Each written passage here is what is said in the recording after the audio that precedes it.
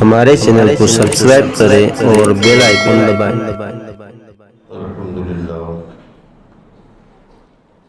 الحمدللہ کفا وسلام علی عباده الذین اصطفى اما بعد فاعوذ باللہ من الشیطان الرجیم بسم اللہ الرحمن الرحیم یا ایھا الذین آمنوا لا تکونوا کالذین عصوا موسیٰ فبرأه الله مما قالوا وكان عند الله وجيها صدق الله مولانا العلي العظيم وبلغنا رسوله النبي الأمين المتين الكريم معزز محترم سامعین کرام السلام علیکم ورحمۃ اللہ وبرکاتہ إن الله وملائكته يصلون على النبي يا أيها الذين آمنوا صلوا عليه وسلموا تسليما اللهم صل على سيدنا ونبينا ومولانا محمد وعلى آله وأصحابه وبارك وسلم صلاة وسلاما عليك يا رسول الله صلى الله تعالى عليه وسلم عزیزان ملت اسلامیہ، آپ تمامی حضرات کو عرس اعلیٰ حضرت رحمۃ اللہ تعالی علیہ مبارک ہو۔ اللہ تعالی ہمیں آپ کو اور پوری دنیا کے خوش عقیدہ مسلمانوں کو اعلیٰ حضرت امام احمد رضا فاضل بریلوی علیہ الرحمہ کے فیوز و برکات سے مالا مال فرمائے۔ قدم قدم پر اللہ ان کی کرامتوں کے ذریعے ہماری مدد اور نصرت فرمائے۔ ذہن میرا تھوڑا سا منتشر ہے، میں ریلوے اسٹیشن سے سیدھے یہی پہنچا ہوں، ابھی نماز ظہر بھی باقی ہے۔ ابھی آپ نے حضرت امام صاحب قبلہ سے ایک مصرع سنا، پیدا ہوئے ہند کی سرزمین پر بہت سے حضرت، لیکن جس کی یاد میں آج ہم اور آپ بیٹھے ہیں وہ حضرت نہیں، اعلیٰ حضرت۔ آخر انہیں اعلیٰ حضرت کیوں کہا جاتا ہے؟ بڑے بڑے ہوئے تو حضرت ہی رہے، مگر ان بڑے حضرتوں نے امام احمد رضا فاضل بریلوی علیہ الرحمہ کو دیکھا تو ان حضرتوں نے انہیں اعلیٰ حضرت کہا۔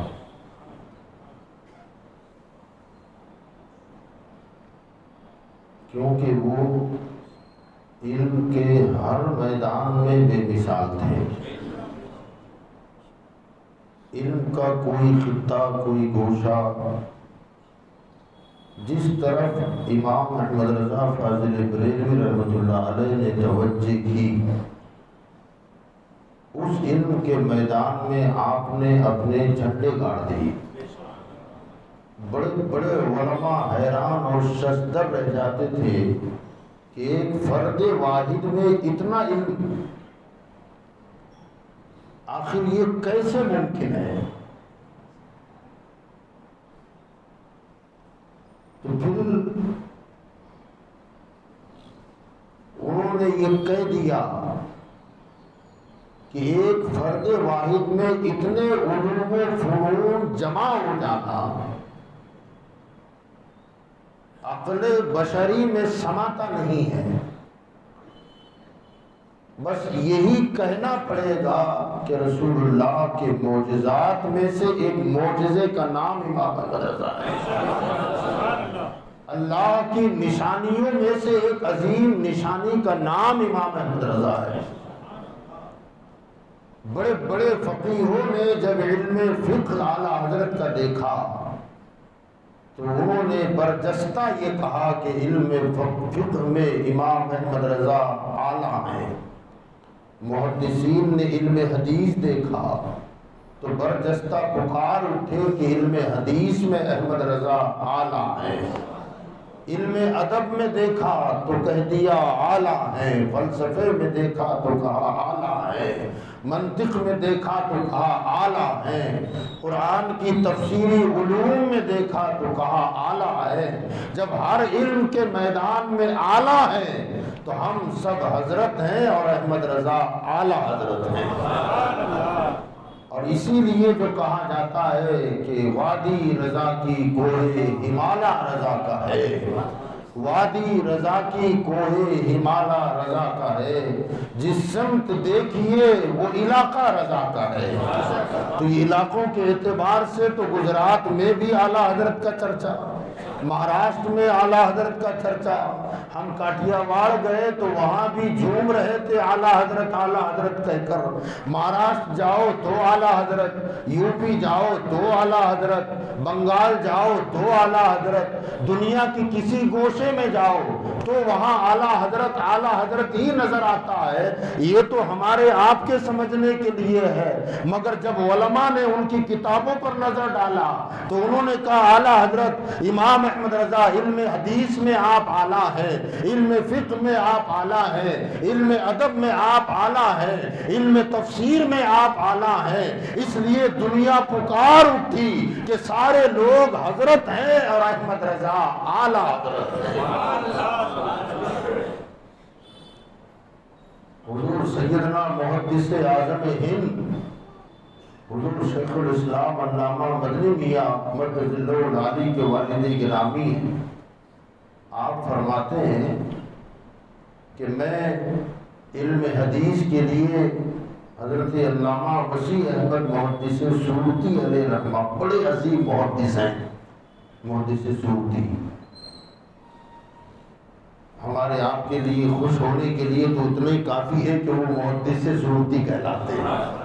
اصل رہنے والے یہیں کے تھے، لیکن بعد میں پتہ نہیں کیا وجوہات رہی، اللہ بہتر جانے، سورت چھوڑ دیا، پیلی بھیت کو بسا دیا، یو پی چلے گئے اور وہاں پر باقاعدہ انہوں نے علم حدیث کا ایک مدرسہ شروع کیا۔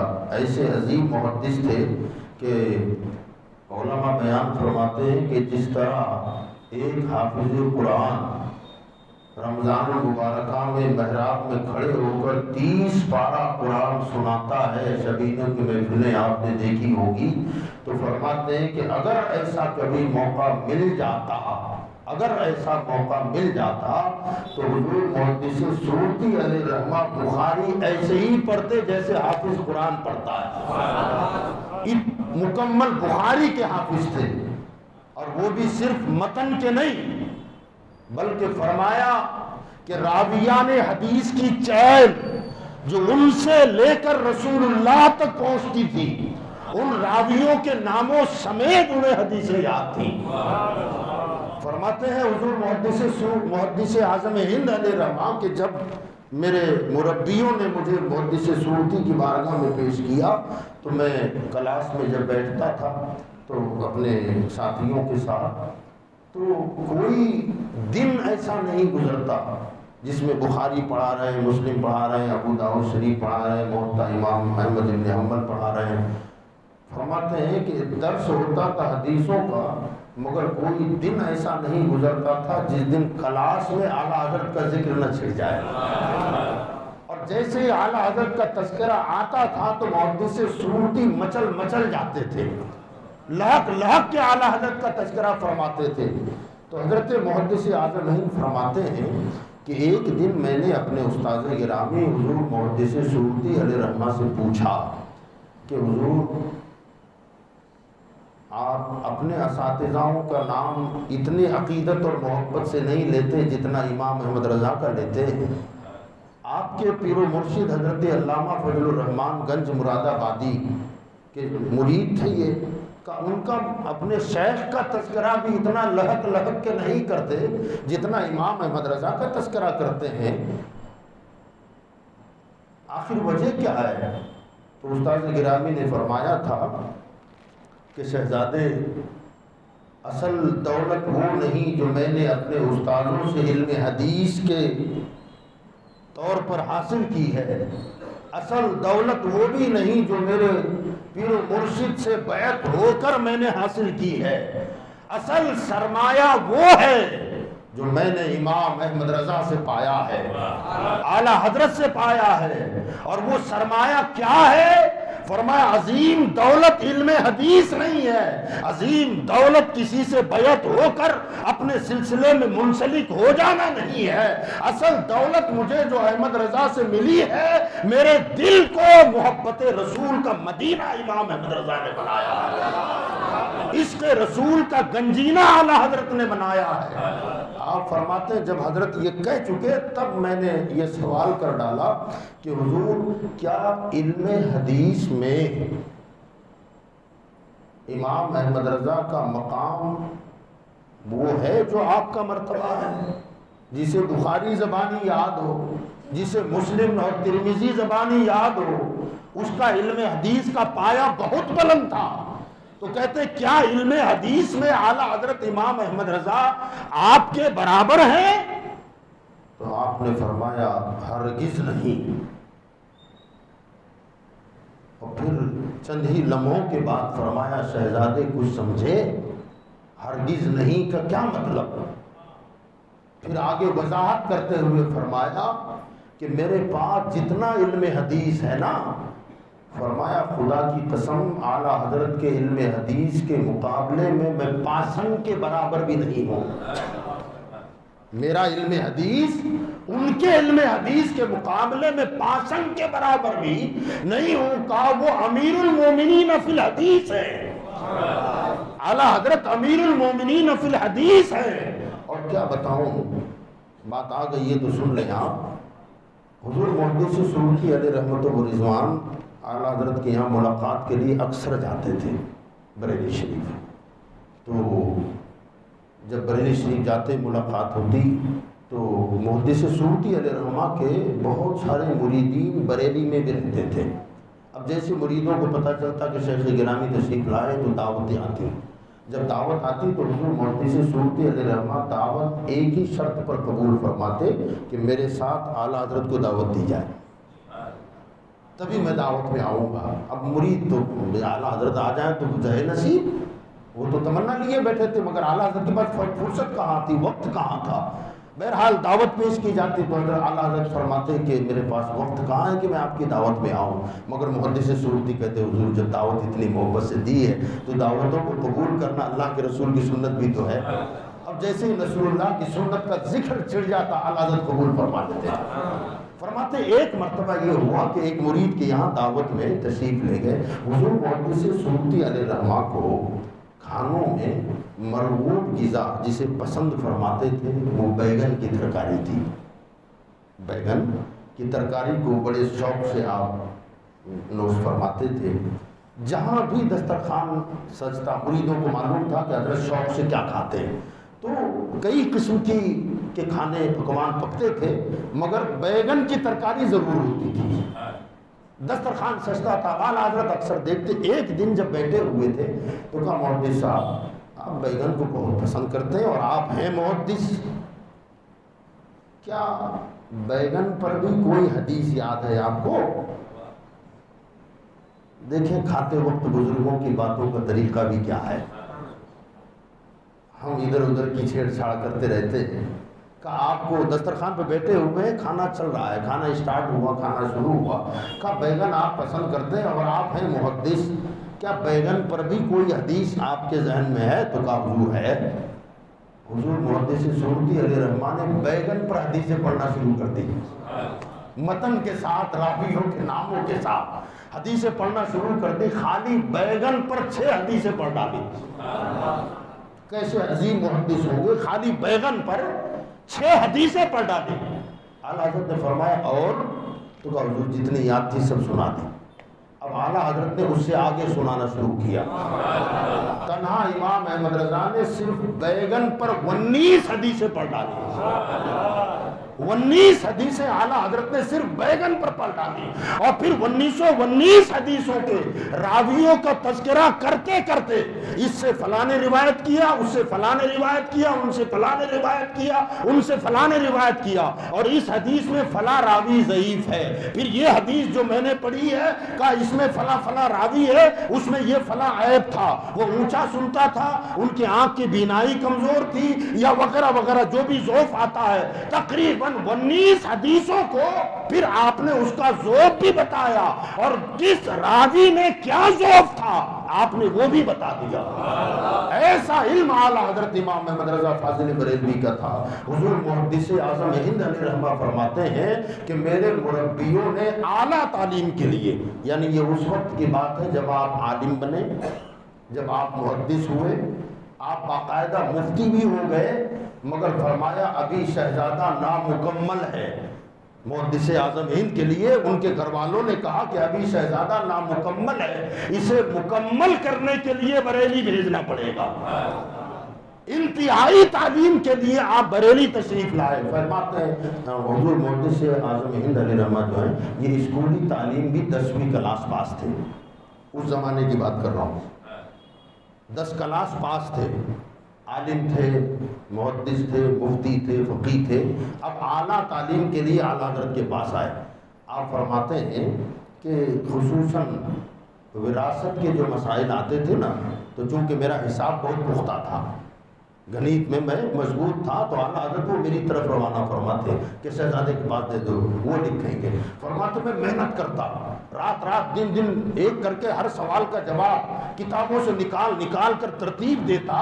آپ فرماتے ہیں کہ دوسرے دن جب اعلیٰ حضرت کو سنانے کا وقت آتا نا فتویٰ، تاکہ اس پر الجواب صحیح کر کے اعلیٰ حضرت دستخط فرما دیں، وہ لے جانے کے لیے کہیں غلطی ہو تو اسے درست کر دیا جائے۔ فرماتے ہیں میں کئی صفحات پر مشتمل سوالوں کے جواب لکھتا اور کتابوں کے حوالے ڈالتا، اور میں بڑا خوش ہوتا کہ آج اعلیٰ حضرت مجھے داد دے دیں گے، اعلیٰ حضرت آج مجھے داد دیں گے کہ بہت اچھا جواب لکھا ہے آپ نے۔ فرماتے اعلیٰ حضرت کرسی پر بیٹھتے اور میں باقاعدہ پھر جب سنانے لگتا تو اعلیٰ حضرت جہاں بھی آپ کو لگتا تو آپ فرماتے رک جائیے، یہ جو دلیل آپ نے دی ہے یہ مناسب نہیں ہے، یہ اس کے مطابق یوں نہیں، یوں دلیل، فلاں کتاب کی فلاں جلد کا فلاں صفحہ، فلاں صفحے کا نیچے سے یہ لائن ہے، اوپر سے یہ لائن ہے۔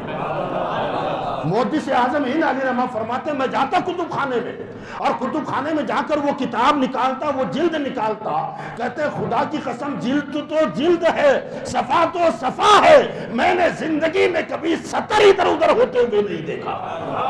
آپ فرماتے ہیں یہ وہ عظیم کرامت ہے۔ آپ نے باقاعدہ ناگپور میں جو خطبہ صدارت آپ نے پیش کیا تھا جشن امام احمد رضا میں، اس کو بعد میں ترتیب دے کر قلم بند کیا گیا، اس میں آپ لکھتے ہیں میرا چیلنج ہے دنیا کے حافظوں کو۔ محدث اعظم فرماتے ہیں وہ حافظ قرآن جس نے ہوش سنبھالا تب سے ایک ہی قرآن پڑھ رہا ہے، پڑھتا رہا، سناتا رہا، سبق پارے کی شکل میں، سبق کی شکل میں، دور کی شکل میں، پچھلے کی شکل میں، اور جب مکمل ہو گیا تو کئی مرتبہ قرآن کو ریپیٹ کر دیا، پھر روزانہ اٹھتے بیٹھتے چلتے پھرتے قرآن کو دہراتا رہا۔ جب رمضان شریف آتے ہیں تو رات کو تراویح میں جو پڑھنا ہے وہ حافظ ہی بہتر جانتا ہے، سحری سے لے کر تراویح کے وقت تک اتنا سپارہ وہ کتنی مرتبہ پڑھتا ہے۔ آپ فرماتے میرا چیلنج ہے، پہلی محراب سنانے والا نہیں، اگر 20 اس نے محرابیں سنا دی ہو اور اس سے بھی اگر پوچھا جائے کہ یہ آیت کریمہ کس پارے میں ہے، ممکن ہے بتا دے گا، کون سی سورت ہے ممکن ہے بتا دے گا، اس پارے کا کون سا رکوع ہے ممکن ہے بتا دے گا۔ اب اگر پوچھا جائے کہ آیت کون سی ہے تو فرماتے مشکل ہو جائے گی۔ اب اگر پوچھا جائے کہ مشکل سے اگر کوئی بتا دے، اور پھر اگر پوچھا جائے کہ فلاں صفحے کے اوپر سے کون سی لائن ہے نیچے سے کون سی لائن ہے، میرا دعویٰ ہے کوئی نہیں بتا سکتا مگر یہ امام احمد رضا ہے کہ 1400 سالہ لٹریچر، ایک کتاب نہیں، قرآن ایک کتاب ہے، 20 محراب حافظ سنا چکا، مگر اسے اگر سطر پوچھی جائے تو مشکل ہو جائے گا، اوپر سے کون سی ہے اور نیچے سے کون سی ہے یہ بتانا ممکن ہی نہیں ہے۔ 1400 سالہ لٹریچر پر اعلیٰ حضرت کی ایسی نظر تھی کہ سطر بھی غلط نہیں بولتے تھے، کہ اوپر سے یہ لائن ہے نیچے سے یہ لائن ہے، یہ علم کا مقام تھا۔ اور اس لیے کیوں نہ پھر علماء نے جب ایسا علم دیکھا نا، سبحان اللہ کہہ دیں یار، سبحان اللہ، بلند آواز سے کہہ دیں سبحان اللہ۔ یاد رکھیں ہم پر تو احسان ہی ہے اعلیٰ حضرت کا، کیونکہ ہم تو پکارتے رہتے ہیں ڈال دی قلب میں عظمت مصطفیٰ، اس لیے ہم کہتے ہیں سیدی اعلیٰ حضرت پہ لاکھوں سلام۔ مگر میرا دعویٰ ہے اس بات پر کہ ایسے تو کئی ہوں گے، میرے علم میں ایک مسئلہ ایسا ہے کہ وہابی ہو، نجدی ہو، غیر مقلد ہو، رافضی ہو، شیعہ ہو، سب کو اعلیٰ حضرت کا احسان ماننا پڑے گا۔ وہ کیا ہے کہ خرید و فروخت، لین دین، سوداگری، یہ پرانے زمانوں سے ہوتی چلی آ رہی ہے۔ پرانے وقتوں میں لین دین کا معاملہ یہ تھا کہ پیسہ نہیں تھا، تو اس زمانے میں یہ ہوتا تھا کہ میں 5 بکری آپ کو دیتا ہوں، آپ 1 بھینس مجھے دے دیں، میں 1 بھینس آپ کو دیتا ہوں، آپ 2 گائے مجھے دے دیں، یعنی مال کے بدلے مال ہوتا تھا۔ میں 10 کلو گیہوں دیتا ہوں، آپ 5 کلو چاول مجھے دے دیں، میں اتنا کلو جو دیتا ہوں، آپ اتنے کلو گیہوں مجھے دے دیں۔ اس طرح لین دین ہوتا تھا۔ پھر بعد میں سونا دیا جاتا تھا، چاندی دی جاتی تھی، اس کے بعد پھر سکے نکلے کرنسی کے طور پر، سکوں کا چلن ہوا، مگر وہ سکے بھی سونے اور چاندی کے ہوا کرتے تھے۔ اب وہ سونے اور چاندی کے سکے جب مال کے بدلے مال ہوتا تھا تو وہ سکہ جو ہوتا تھا یا تو سونے کا ہوتا تھا یا چاندی کا ہوتا تھا۔ اب اگر کوئی سامان آپ خرید رہے ہیں تو اس کے بدلے میں آپ اگر سکہ دیں گے تو وہ سکہ بطور کرنسی اگر چلائیں تو بھی اس کی حیثیت خریداری اتنی ہی ہوتی، یا اسے اگر چورا کر دیں، آپ اسے بھوگا بنا دیں اور مارکیٹ میں آپ اگر لے جائیں تو اس کی قوت خریداری میں کوئی کمی نہیں ہوتی تھی، اس کی قیمت اتنی ہی لگتی تھی جتنے کا روپیہ ہوتا تھا، کیونکہ وہ تھا ہی مال۔ لیکن جب بات کا زمانہ آیا تو سکے نکلے تو دھات کے، نوٹ بنا کاغذ کا۔ اب سوال یہ کھڑا ہوا کہ مسلمان ہمیشہ لین دین میں شریعت کو فالو کرتا ہے، کہیں لین دین میں کمی بیشی ہو کر کہیں سود نہ ہو جائے، کہیں بیاج کی صورت نہ بن جائے۔ اس لیے جب نوٹیں نکلی یا سکے نکلے وہ بھی دھات کے، تب مسئلہ کھڑا ہوا کہ بھئی میں اپنی پراپرٹی بیچ رہا ہوں 10 لاکھ میں اور بدلے میں لے رہا ہوں کاغذ کا نوٹ، تو کیا یہ لین دین جائز ہوگا کہ ناجائز؟ ہندوستان تو ہندوستان، یہ مسئلہ عرب کے جید علماء کے پاس پہنچا، تو اس زمانے کے عظیم مفتیوں نے جب یہ سوال پڑھا کہ کاغذ کا نوٹ، کیونکہ اگر وہ مکمل ہے تو قوت خریداری تو مانی جائے گی، لیکن اگر اسے پھاڑ دو اس کی قیمت کیا ہے؟ کوئی قیمت نہیں، بدلے میں مکان لے رہا ہے، بدلے میں زمین لے رہا ہے۔ اب یہ جائز ہے کہ ناجائز؟ بڑے بڑے علماء نے قلم رکھ دیے، عرب شریف کے علماء نے یہ کہا خدا کے لیے ایسے سوالات اب ہم سے نہ پوچھو، وہ علم والے تھے جن کے گلوں میں علم تھا اور وہ قبروں میں چلے گئے، اس کا جواب اب ہمارے پاس نہیں ہے۔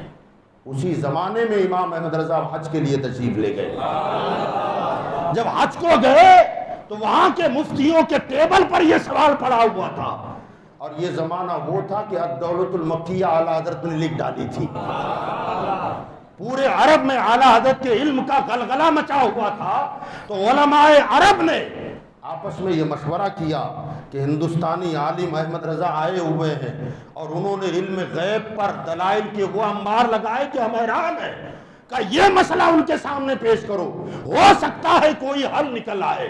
اعلیٰ حضرت فاضل بریلوی نے مکۃ المکرمہ میں صرف الدولۃ المکیہ نہیں لکھی، بلکہ وہیں بیٹھے بیٹھے آپ نے القفل الفقیہ الفاہم فی احکام قرطاس الدراہم ایک کتاب لکھی، اور کتاب میں وہ دلائل پیش کیے وہ ثبوت پیش کیے اور آخر میں جا کر کے آپ نے جو حتمی فیصلہ دیا، فرمایا کاغذ کا ٹکڑا ہی کیوں نہ ہو، اگر کوئی بندہ اس کا مالک ہے تو اسے 50 تولہ سونے میں بیچنے کا اختیار رکھتا ہے، اس لیے کاغذ کا نوٹ بطور مال چلانا جائز ہے۔ آپ نے جب یہ فتویٰ دیا اور جب یہ علماء مکہ کے پاس پہنچا نا، تو علماء مکہ نے جب اسے کھولا اور پڑھنا شروع کیا اور دلائل جب دیکھے تو وہ دلائل تھے جو ہمیشہ پڑھنے پڑھانے میں آتی تھی۔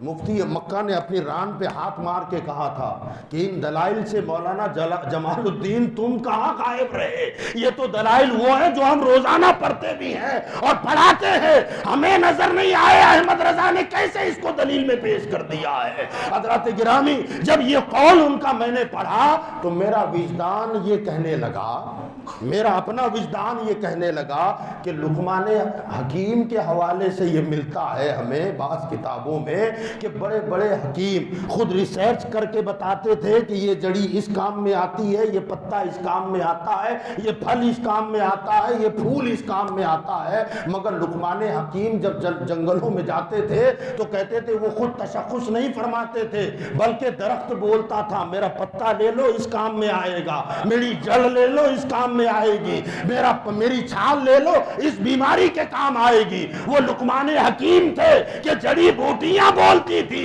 میرا وجدان کہتا ہے یہ امام احمد رضا تھے کہ انہیں کتابیں بولتی تھی۔ احمد رضا تمہاری دلیل میرے پاس ہے، یہ آیت یہ پکارتی ہے، حدیث پکار رہی ہے، علم فقہ کے جزیات پکار رہے ہیں۔ گویا علماء کتابیں پڑھتے تھے اور اعلیٰ حضرت کے سامنے کتابیں ہاتھ باندھ کے کھڑی ہو جاتی تھی، احمد رضا مجھے لے لو، احمد رضا مجھے لے لو۔ یہ ذات امام احمد رضا فاضل بریلوی رحمت اللہ علیہ کی ہے، علم کا وہ معیار، اتنا بلند معیار کہ ہر میدان میں اعلیٰ حضرت نے اپنے پرچم نصب کیے ہیں۔ اسی لیے کسی نے کہا ہم نے تو علاقوں کو بانٹ دیا کہ وادی رضا کی کوہ ہمالا رضا کا ہے، مگر علم والے جانتے ہیں اے علم حدیث کا میدان اعلیٰ حضرت کا جھنڈا ہے، علم قرآن کا میدان اعلیٰ حضرت کا جھنڈا ہے، علم فقہ کا میدان اعلیٰ حضرت کا پرچم بلند ہے، منطق و فلسفہ کا میدان اعلیٰ حضرت کا پرچم بلند ہے۔ اس لیے کہا علم کی جس وادی میں جاؤ وادی رضا کی کوہ ہمالا رضا کا ہے، جس سمت دیکھیے وہ علاقہ رضا کا ہے۔ اور ایسی علم کی گہرائی حضور شارح بخاری حضرت علامہ مفتی شریف الحق صاحب امجدی رحمۃ اللہ علیہ نے ایک مضمون میں یہ لکھا ہے کہ اعلیٰ حضرت کی ذات وہ تھی کہ اگر کسی لفظ کے 1000 معنی ہو، اس کا میننگ ایک لفظ کا اگر 1000 معانی بنتے ہو، وہ لفظ اعلیٰ حضرت کے سامنے لکھا ہوا یا کوئی بول دے، فرماتے پہلی نظر میں 1000 مطالب اعلیٰ حضرت کی نظر میں آ جاتے تھے۔ اس کا یہ بھی مطلب ہے، اس کا یہ بھی مطلب ہے، اس کا یہ بھی مطلب ہے۔ اعلیٰ حضرت کے علم کی وہ گہرائی ہے۔ بس ایک شعر آپ سن لیں، شاید ہو سکتا ہے اس سے ضمن میں دوسرا شعر بھی پڑھ دوں۔ اعلیٰ حضرت ایک ان کے علم کی گہرائی آپ دیکھیں، اعلیٰ حضرت فرماتے ہیں کہ یاد گیسو ذکر حق ہے آہ کر، کہہ دے سبحان اللہ، بغیر سمجھے ہی صحیح، بعد میں سمجھا دوں گا میں، کہہ دے سبحان اللہ۔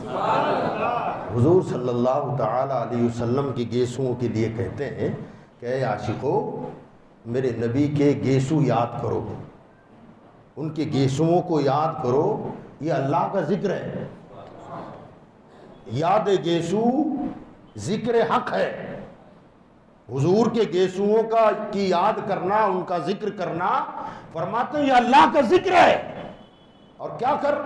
فرماتے ہیں یاد گیسو ذکر حق ہے آہ کر، دل میں پیدا لام ہو ہی جائے گا، دل میں پیدا لام ہو ہی جائے گا۔ ایک عاشق جب اپنے محبوب کے زلفوں کو یاد کرے گا نا تو وہ آہو بکا کرے گا، وہ مچلے گا، آہ نکلے گی۔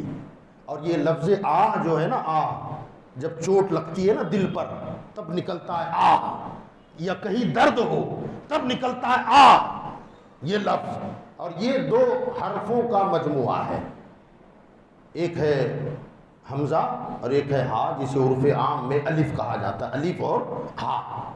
آہ کر، یاد گیسو ذکر حق ہے، آہ کر دل میں پیدا لام ہو ہی جائے گا۔ پہلے مصرے میں دعویٰ ہے اور دوسرے مصرے میں دلیل دی ہے۔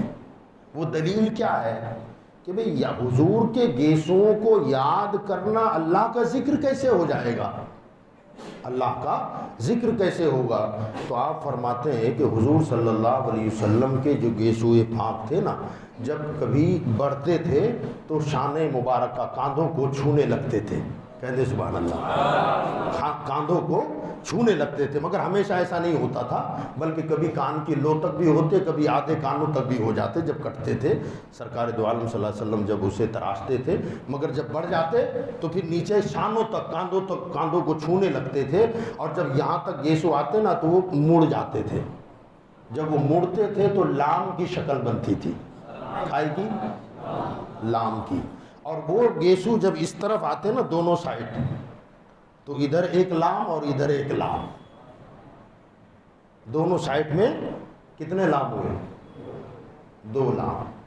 آپ فرماتے ہیں کہ یہ دونوں طرف، دونوں سائڈ میں گیسو جب لٹکنے لگیں اور وہ لام کی شکل اختیار کر لیں تو 2 لام بنے۔ فرماتے ہیں او عاشقان رسول، ان کے گیسو یاد کر، وہ ذکر حق ہے، اور جب تو ان کے گیسوں کو یاد کرے گا اور سچی چوٹ لگے گی نا دل پر، تو پھر تو آہ کرے گا، اور جب آہ کرے گا تو ان کے گیسو دل میں 2 لام پیدا کر دیں گے۔ جب 2 لام دل میں پیدا ہوں گے تو وہ جو آ ہے اس کا الف لے اور 2 لام کے پہلے لگا، اس کا ہا لے اور 2 لام کے بعد میں لگا، یہ اللہ ہو جائے گا۔ اس لیے فرماتے ہیں یاد گیسو ذکر حق ہے، آہ کر دل میں پیدا لام ہو ہی جائے گا۔ سبحان اللہ، دل میں پیدا لام، ارے جس کے بالوں کو یاد کرو تو لفظ اللہ بن جائے، جس کے زلفوں کو یاد کرو تو لفظ اللہ بن جائے۔ لاموں کے پہلے الف کھڑا کر دو اور لاموں کے بعد ہا کھڑا کر دو تو اس میں ذات ہوا کہ نہیں ہوا؟ ایک اور مقام پر فرماتے ہیں گیسو قد لام الف، گیسو قد لام الف، کر دو بلا منصرف، لا کے تہے تیغ لا، تم پہ کروڑوں درود۔ گیسو قد لام الف، لام تو سن لیا آپ نے، جب گیسو کہتے ہیں آپ کے گیسو لام بنتے ہیں، کیا بنتے ہیں؟ لام۔ اور جب ہم آپ کے قد رانا کو دیکھتے ہیں، سراپا کو دیکھتے ہیں تو وہ الف جیسا ہے، حضور کا سر سے لے کر پیروں تک مجسمہ مبارکہ الف جیسا ہے۔ اب الف کو لام کے بغل میں لگا دو تو کیا بنا؟ لا بنا نا، لا۔ گیسو قد لام الف، گیسو اور آپ کا قد مبارک، یہ دونوں کو ملاؤ تو لام الف بنتا ہے، اور یہ لام الف جب جڑ گیا تو یہ ہوا لا، اور یہ لا تلوار ہے۔ کیا ہے؟ تلوار ہے۔ خود ہی کہتے ہیں لا کے تہے تیغ لا، لا کی تلوار، اور یہی تلوار ہمارے کلمے میں بھی ہے۔ کیا پڑھتے ہیں ہم؟ لا الہ الا اللہ، لا الہ، نہیں ہے کوئی معبود، نہ آسمانوں میں، نہ زمینوں میں، نہ پہاڑوں میں، نہ سمندروں میں، کوئی عبادت کے لائق نہیں ہے۔ تو یہ نفی، یہ لا جو ہے نا، یہ باطل معبودوں کو کاٹنے کے لیے ہے۔ جھوٹے خداؤں کی کٹنگ ہو جاتی ہے، چھٹنگ ہو جاتی ہے۔ لا الہ، کوئی معبود نہیں، کوئی عبادت کے لائق نہیں، تو یہ لفظ لا باطل خداؤں کو کاٹ دیتا ہے، اور پھر بندہ کہتا ہے الا اللہ۔ یہ لا کاٹتا ہے اور پھر الا اللہ کہتا ہے مگر اللہ، کوئی عبادت کے لائق نہیں ہے مگر اللہ عبادت کے لائق ہے۔ تو یہ لا جو ہے، اور لا ہمیشہ مثبت پر جب آتا ہے نا، مثبت پر، تو اسے نفی کے معنی میں لاتا ہے۔ یہ علم صرف کے اعتبار سے ہوتا ہے کہ مثبت پر جب لا آ جائے، لا، تو یہ منفی کا معنی پیدا کرتا ہے۔ مثال کے طور پر یذہب اس کا معنی ہوتا ہے وہ گیا. یذہب کا معنی کیا ہوگا؟ وہ گیا. اور پھر جب پڑھیں گے لا یذہب وہ نہیں گیا، تو یہ لا ہاں کو نہ بناتا ہے، یہ ہاں کو نہ بناتا ہے، مثبت کو منفی بناتا ہے، ہست کو نیست بناتا ہے. اعلیٰ حضرت. اور پھر جب لام الف آپ دیکھیں گے قاعدہ تختی میں آپ دیکھیں گے جہاں لام الف لکھا ہوتا ہے نا، اس کو آپ دیکھیں گے تو واقعی وہ خنجر کی صورت اختیار کرتا ہے. ہاں، خاص طور سے ہمارے قریشی برادران جو گوشت کاٹتے ہیں نا، کیا بولتے ہیں اس کو ہم؟ چھرا. جی آگے پیچھے دونوں بیٹھے ہیں، چھوٹے کی بھی ہیں بڑے کی بھی ہیں ماشاءاللہ. تو وہ جو ہوتا ہے جب لام الف آپ لکھیں گے تو بالکل ایسا ہوگا جیسے چھرا ہے. اعلیٰ حضرت فرماتے ہیں یا رسول اللہ آپ کا گیسو لام، آپ کا جسم الف ہو گیا لام الف اور ہوا یہ لا. کہتے ہیں آقا جب یہ مثبت پر لا لگتا ہے تو منفی کے معنی پیدا کرتا ہے. ہم پر مصیبتیں مثبت بن کے آتی جا رہی ہیں، بلائیں آ رہی ہیں، پریشانیاں آ رہی ہیں، مشکلات آ رہی ہیں. یا رسول اللہ آپ کا گیسو لام ہے اور قد الف ہے، اب یہ خنجر کی صورت بن گیا. اب جب یہ مثبت پر لگتا ہے تو منفی کے معنی پیدا ہو جاتے ہیں. ہم پر مصیبت مثبت بن کے آ رہی ہے، بلائیں آ رہی ہے. آقا اس پر لا لگا دو تاکہ ہماری مصیبتیں کٹ جائیں، مشکلات کٹ جائیں، بلائیں کٹ جائیں.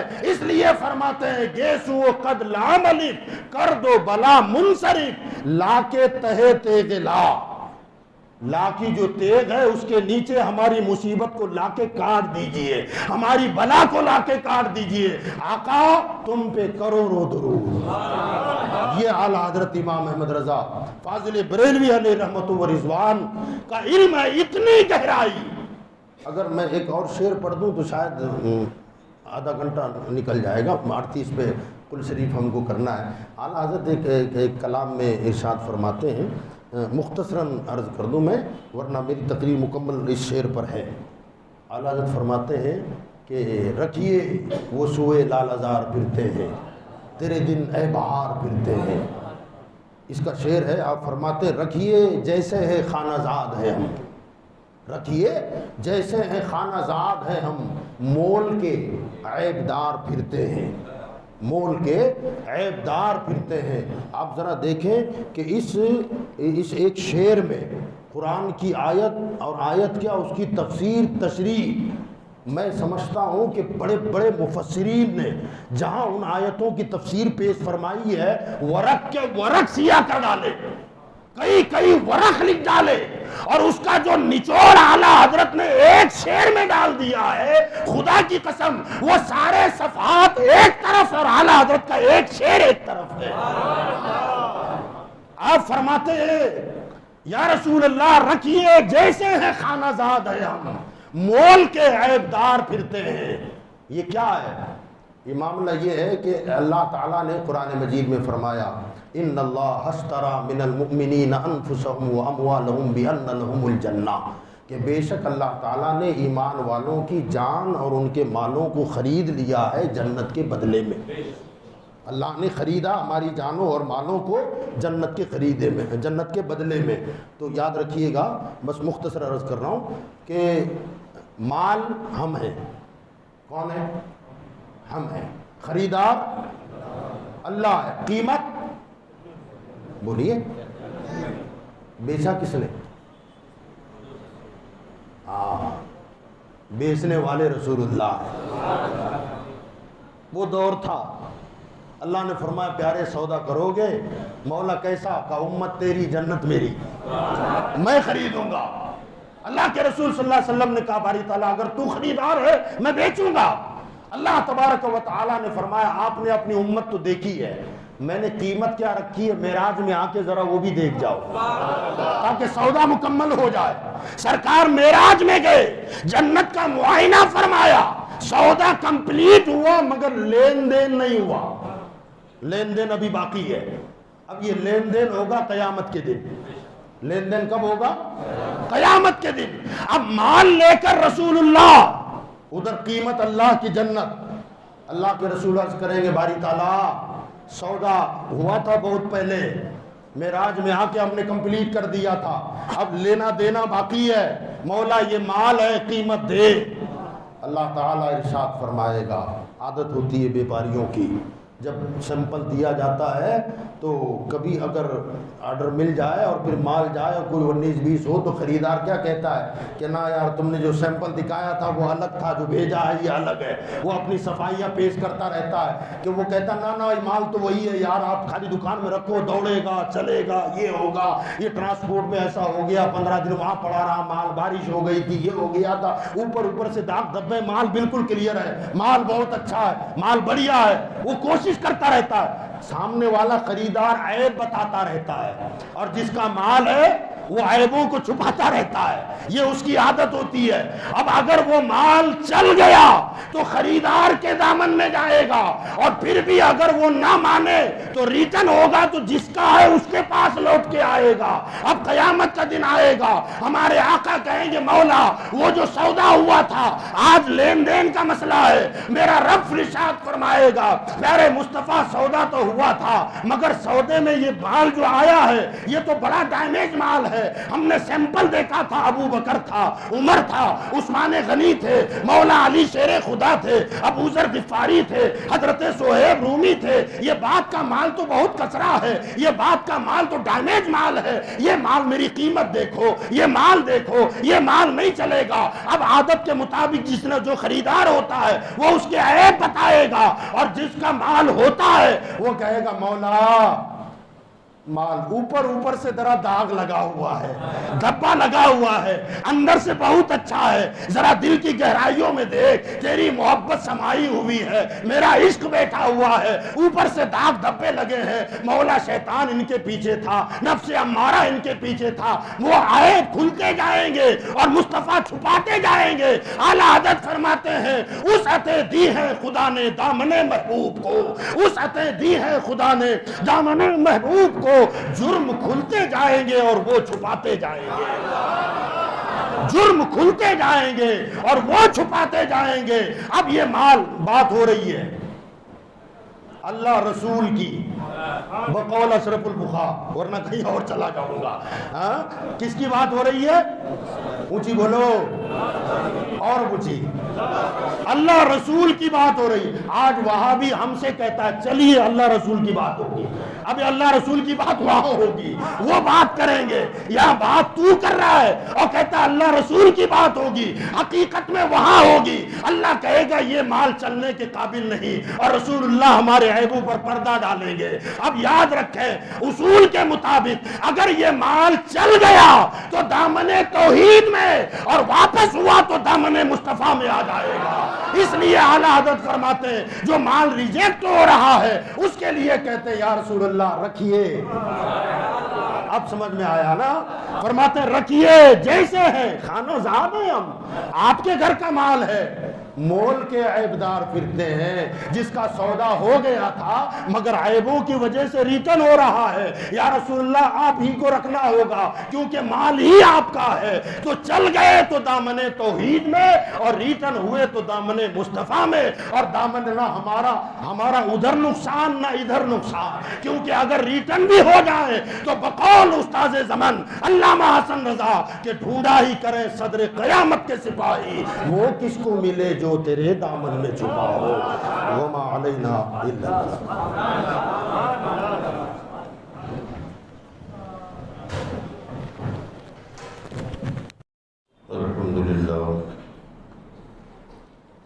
الحمدللہ کفا وسلام علی عباده الذین اصطفى. اما بعد فاعوذ باللہ من الشیطان الرجیم. بسم اللہ الرحمن الرحیم. یا ایھا الذین آمنوا لا تکونوا کالذین عصوا موسیٰ فبرأه اللہ مما قالوا وکان عند اللہ وجیہا. صدق الله مولانا العلي العظيم وبلغنا رسوله النبي الأمين المتين الكريم. معزز محترم سامعین کرام، السلام علیکم ورحمۃ اللہ وبرکاتہ. ان اللہ وملائکته یصلون علی النبی یا ایھا الذین آمنوا صلوا علیہ وسلموا